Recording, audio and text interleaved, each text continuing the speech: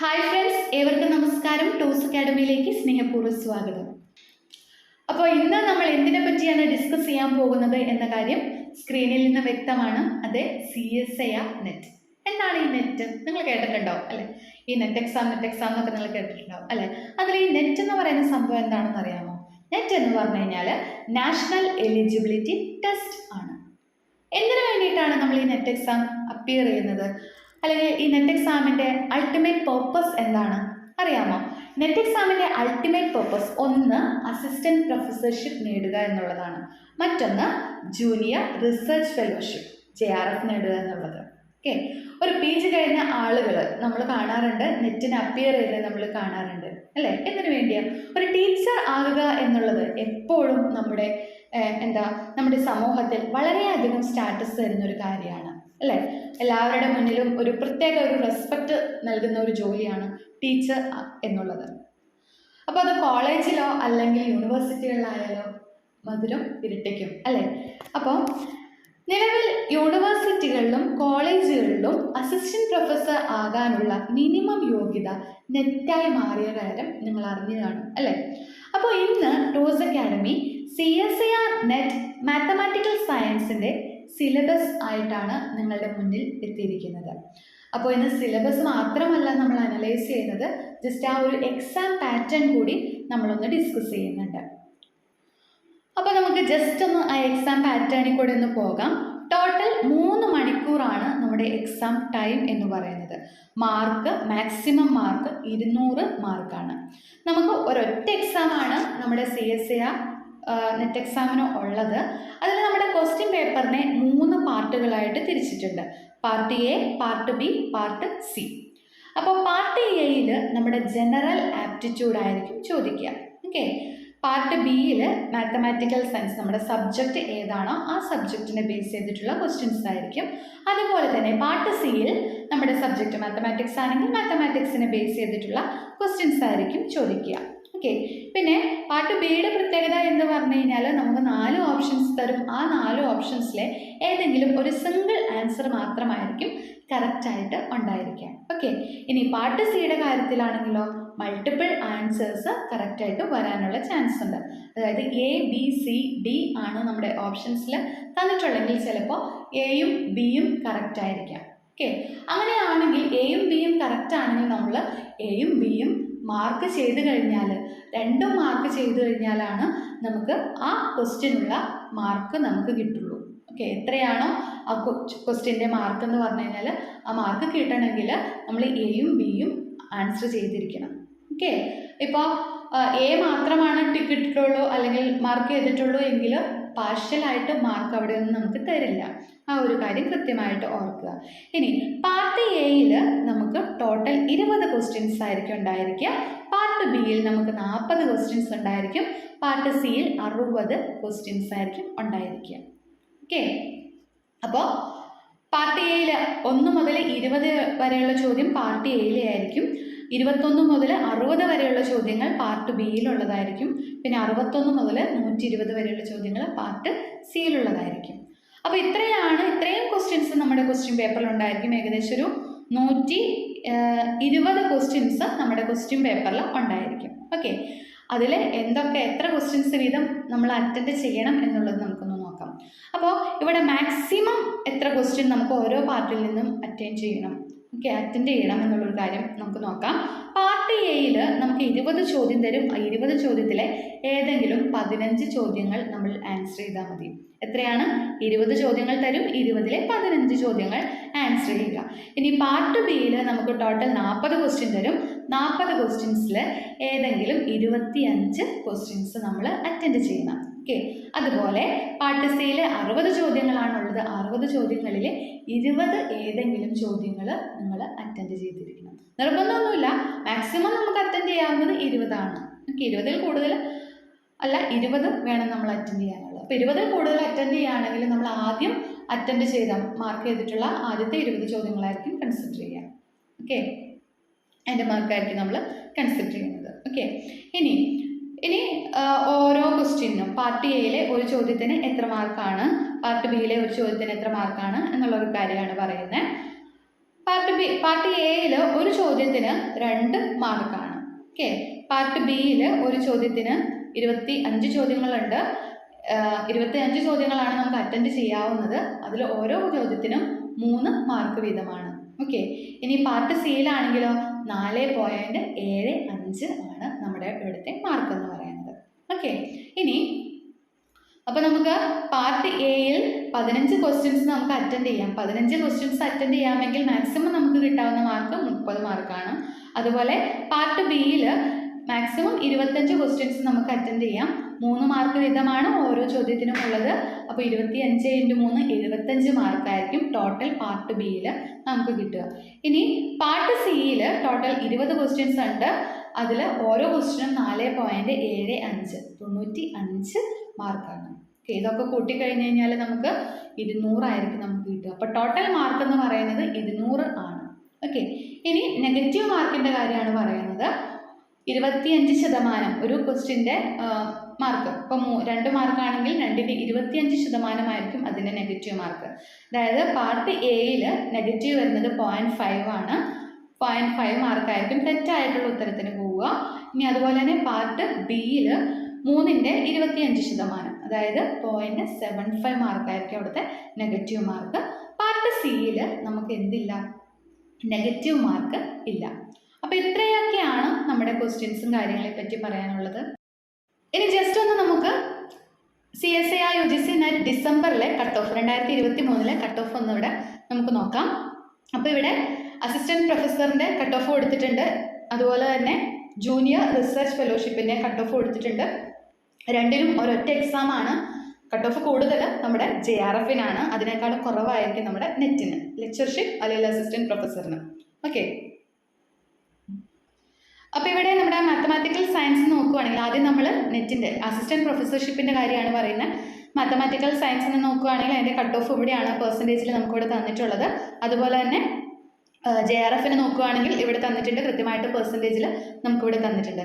അപ്പോൾ എപ്പോഴും നിങ്ങൾ നെറ്റ് എക്സാമിന് വേണ്ടി പ്രിപ്പയർ ചെയ്യുമ്പോൾ നമ്മുടെ എയിം ചിലപ്പോൾ നെറ്റായിരിക്കും, അസിസ്റ്റന്റ് പ്രൊഫസർഷിപ്പ് ആയിരിക്കും. പക്ഷെ നമ്മൾ എപ്പോഴും പ്രിപ്പയർ ചെയ്യുന്നത് JRFന് വേണ്ടിയിട്ടായിരിക്കണം.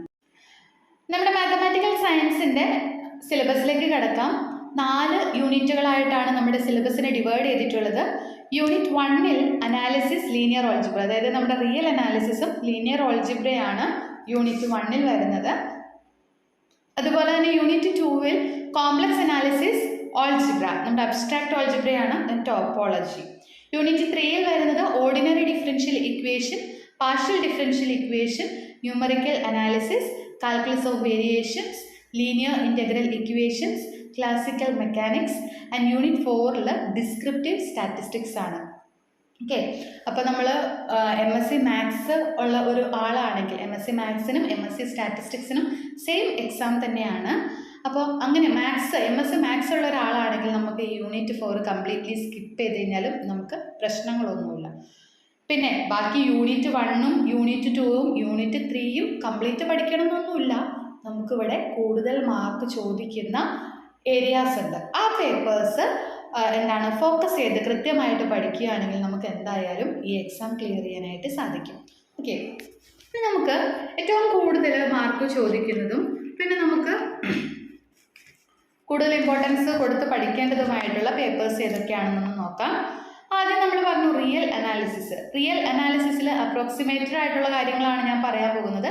ഏകദേശം ഒരു 45 to 70 മാർക്കിനിടയിൽ ചോദ്യങ്ങൾ ഈ റിയൽ അനാലിസിസിൽ നിന്ന് വരാറുണ്ട്. അതായത് ഏകദേശം ഒരു 15 to 20 ചോദ്യങ്ങൾ ഈ റിയൽ അനാലിസിസിൽ നിന്ന് വരാറുണ്ട്. അടുത്ത ലീനിയർ ഓൾജിബ്ര. ലീനിയർ ഓൾജിബ്രയിൽ നിന്നും ഇതുപോലെ തന്നെ ഒരു 41 മാർക്കിനും 75 മാർക്കിനും ഇടയിൽ അത്രയും മാർക്കിന് നമുക്ക് ലീനിയർ ഓൾജിബ്രയിൽ നിന്ന് ചോദ്യങ്ങൾ വരാറുണ്ട്. ഏകദേശം ഒരു 15 to 20 ചോദ്യങ്ങളൊക്കെ തന്നെയാണ് അവിടെയും വരാറുള്ളത്.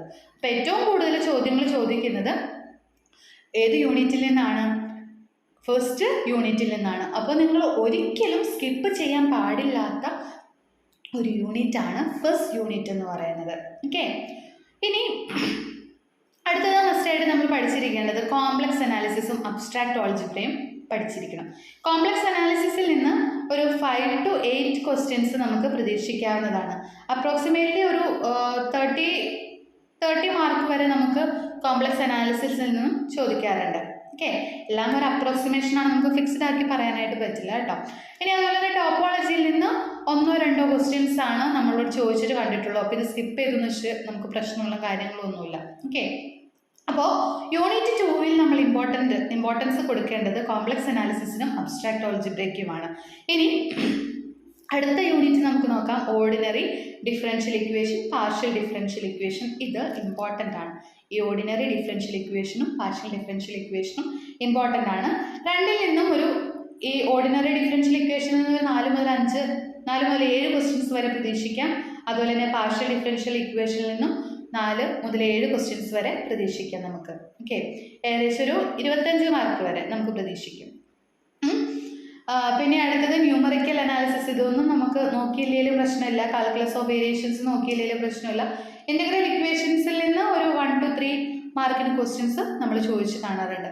അപ്പോൾ നിങ്ങൾ മാത്സിൻ്റെ എക്സാം CSIR നെറ്റ് മാത്സിന് വേണ്ടി പ്രിപ്പയർ ചെയ്യുമ്പോൾ നിങ്ങൾ ഏറ്റവും ഇമ്പോർട്ടൻസ് കൊടുത്ത് പഠിക്കേണ്ടതാണ് ഏതൊക്കെ? Real analysis, linear algebra, complex analysis, abstract algebra, അതുപോലെ തന്നെ ഓർഡിനറി ഡിഫറൻഷ്യൽ ഇക്വേഷനും പാർഷ്യൽ ഡിഫറൻഷ്യൽ ഇക്വേഷനും. ഇതുകൂടാതെ നമുക്കൊരു 30 മാർക്ക് വരുന്ന ഒരു സ്ഥലം കൂടിയുണ്ട്, നമ്മുടെ പാർട്ട് എ ജനറൽ ആപ്റ്റിറ്റ്യൂഡ്. അതും കൂടി ഒന്ന് ഫോക്കസ് ചെയ്യുകയാണെങ്കിൽ നിങ്ങൾക്ക് എന്തായാലും ഈ എക്സാം ക്രാക്ക് ചെയ്യാനായിട്ട് സാധിക്കും. പിന്നെ ഒരു കാര്യം പറയാൻ വിട്ടുപോയി, നെറ്റ് എക്സാമിൻ്റെ കട്ട് ഓഫ് ഫിക്സ്ഡ് അല്ല, അത് വേരി ചെയ്തുകൊണ്ടിരിക്കും.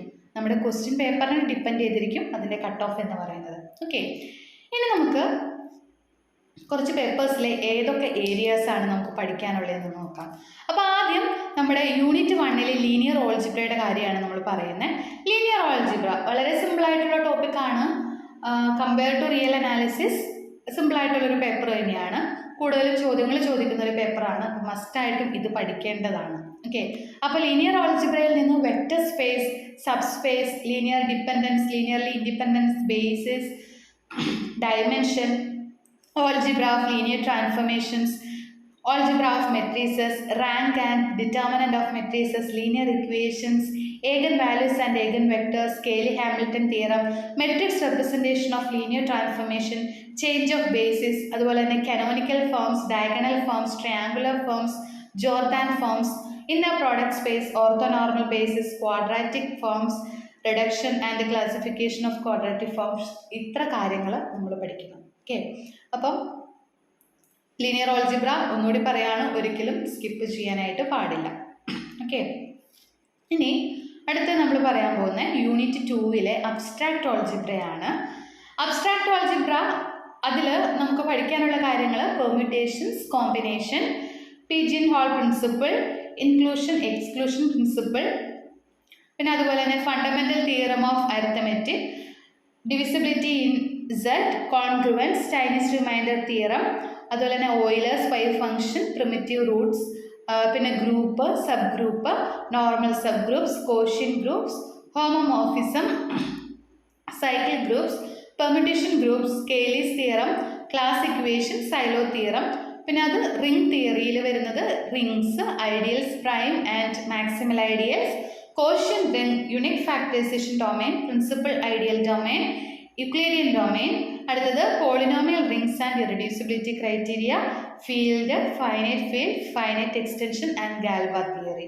ഇത്രയുമാണ് അബ്സ്ട്രാക്ട് ഓൾജിബ്രയിൽ വരുന്ന ഏരിയാസ് എന്ന് പറയുന്നത്. ഇനി നമുക്ക് പാർഷ്യൽ ഡിഫറൻഷ്യൽ ഇക്വേഷനും അതുപോലെ തന്നെ ലീനിയർ ഇന്റഗ്രൽ ഇക്വേഷൻസിലും എന്തൊക്കെ പഠിക്കണമെന്ന് നോക്കാം.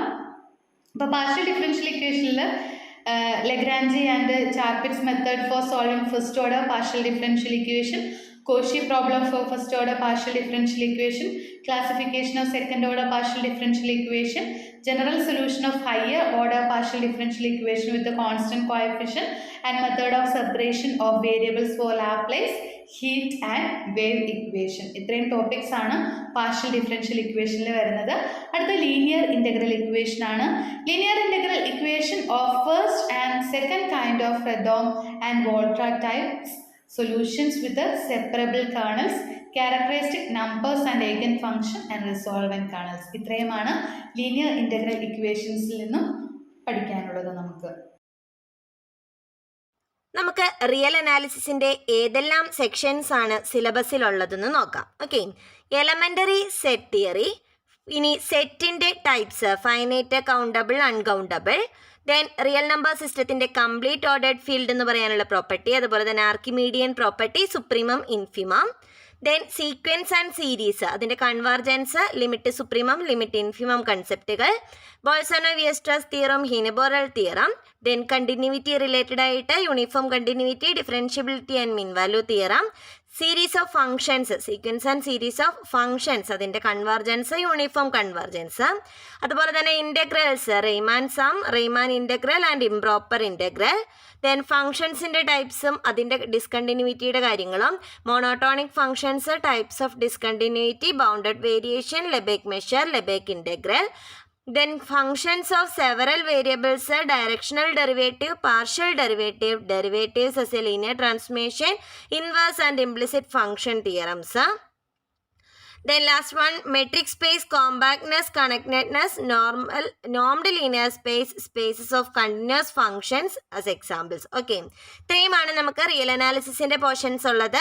റിയൽ അനാലിസിസും ലീനിയർ ഓൾജിബ്രയാണ് നമുക്ക് ഫസ്റ്റ് ഇമ്പോർട്ടൻ്റ് ആയിട്ടുള്ള 2 പേപ്പേഴ്സ്. സോ ഇത് നമുക്ക് ഒഴിവാക്കാണ്ട് എന്തായാലും ഈ സിലബസ് ഫുള്ള് കവർ ചെയ്ത് പഠിക്കേണ്ടതുണ്ട്. ഓക്കെ, അടുത്തത് കോംപ്ലക്സ് അനാലിസിസ്. കോംപ്ലക്സ് അനാലിസിസിൽ നിന്ന് വരുന്നത് algebra of complex numbers, complex plain, അതിൻ്റെ പോളിനോമിയൽസ്, അതുപോലെ തന്നെ power series, then transcendental functions and such as exponential, trigonometric and hyperbolic functions ഒക്കെ പഠിക്കുക. അനലിറ്റിക് ഫങ്ഷൻസ്, അതുപോലെ തന്നെ CR ഇക്വേഷൻസ് നോക്കുക. ദെൻ ഇൻ്റഗ്രൽസ്, കോഷീസ് തിയറം ഉണ്ട്, ഇൻ്റഗ്രൽ ഫോർമുലയുണ്ട്, ലൈവ്ലിസ് തിയറം ഉണ്ട്, maximum modulus principle, Schwarz lemma and open mapping theorem.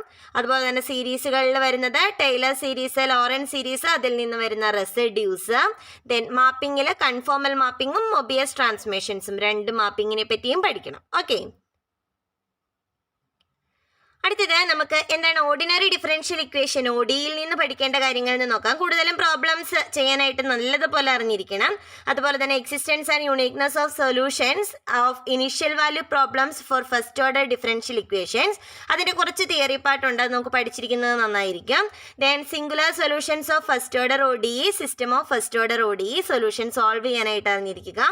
General theory of homogeneous and non homogeneous linear ODEs, variation of parameter, system ലയോബിലി, boundary value problem and Green's functions. ഇത്രയാണ് നമുക്ക് ODEയിൽ നിന്ന് നമുക്ക് കുറച്ച് theory പാർട്ടും കൂടി നമുക്ക് പഠിക്കേണ്ടതായിട്ടുണ്ട്. സോ തിയറിയും കൂടി നോക്കിയിട്ട് വേണം നമുക്ക് പ്രോബ്ലംസ് കൂടുതൽ ചെയ്യാനായിട്ട് സാധിക്കുള്ളൂ. Okay, then calculus of variation അത്ര ഇമ്പോർട്ടൻ്റ് അല്ലാത്ത പേപ്പറുകളാണ്, എന്നാലും നമുക്ക് ജസ്റ്റ് ഒന്ന് നോക്കി വയ്ക്കാനായിട്ട്. അതിനകത്ത് variation of functional, Euler-Lagrange equation, necessary and sufficient conditions for extrema, then variational methods for boundary value problems in ordinary and PDE, partial differential equations. Okay, അപ്പോൾ ഇത്രയും കാര്യങ്ങളാണ് നമുക്ക് ഏകദേശം നമ്മുടെ സിലബസിൽ നിന്ന് നമ്മൾ പഠിച്ചിരിക്കേണ്ട കാര്യങ്ങൾ. ഓക്കെ, അപ്പം അതിനകത്ത് മെയിനായിട്ടും വരുന്ന ഇതിൽ നമ്മൾ കുറച്ചൊന്ന് നമുക്ക് മാറ്റി നിർത്താവുന്ന പേപ്പറുകൾ എന്ന് പറയുന്നത് ലീനിയർ ഇൻ്റഗ്രൽ ഇക്വേഷൻസും കാൽക്കുലസ് ഓഫ് വേരിയേഷൻസും ആണ്. അപ്പം നമുക്കതും നിങ്ങൾ മാർക്ക് ഡിസ്ട്രിബ്യൂഷൻസ് എല്ലാം കണ്ടു, അപ്പോൾ അതനുസരിച്ചിട്ട് നിങ്ങൾക്കത് നമുക്ക് സെലക്ട് ചെയ്ത് പഠിക്കാവുന്നതാണ്. ഓക്കെ, റെഫർ ചെയ്യാവുന്ന കുറച്ച് ടെക്സ്റ്റുകൾ പരിചയപ്പെടുത്താം. റിയൽ അനാലിസിസിന് വേണ്ടിയിട്ട് നമുക്ക് റോയിഡിൻ്റെ ടെക്സ്റ്റ് നോക്കാം. ദെൻ അതിൻ്റെ ഫണ്ടമെൻ്റൽസ് പഠിക്കാനായിട്ട് നമുക്ക് ഗുപ്തയുടെ ടെക്സ്റ്റ് നോക്കാവുന്നതാണ്. കോംപ്ലക്സ് അനാലിസിസിൻ്റെ വളരെ ഇമ്പോർട്ടൻ്റ് ആയിട്ടുള്ള ഒരു ടെക്സ്റ്റാണ് അൽഫോസിൻ്റെ ടെക്സ്റ്റ്. അത് നമുക്ക് റെഫർ ചെയ്യാവുന്നതാണ്. കുറച്ച് ഡീറ്റെയിൽ ആയിട്ട് എക്സ്പ്ലനേഷൻ അല്ല, കുറേ കാര്യങ്ങൾ നമുക്ക് പഠിച്ചാൽ ഏറ്റവും ആദ്യം ഒന്ന് ഫൗണ്ടേഷൻസ് നോക്കിയിട്ട് കോംപ്ലക്സ് അനാലിസിസിൻ്റെ അൽഫോസ് നോക്കുന്നതായിരിക്കും നമുക്ക് നല്ലത്. ഓക്കെ, അതുപോലെ തന്നെ ബാർട്ടിലിൻ്റെ റിയൽ അനാലിസിസ് നോക്കാം. ദെൻ പൊന്നസ്വാമിയുടെ കോംപ്ലക്സ് അനാലിസിസിൻ്റെ 2 ടെക്സ്റ്റുകളുണ്ട്. 2 ടെക്സ്റ്റുകൾ റെഫർ ചെയ്യുന്നത് നന്നായിരിക്കും. ഒരെണ്ണം ആപ്ലിക്കേഷൻ ലെവലിലാണ്, ഒരെണ്ണം ഫൗണ്ടേഷൻ ലെവലിലാണുള്ളത്.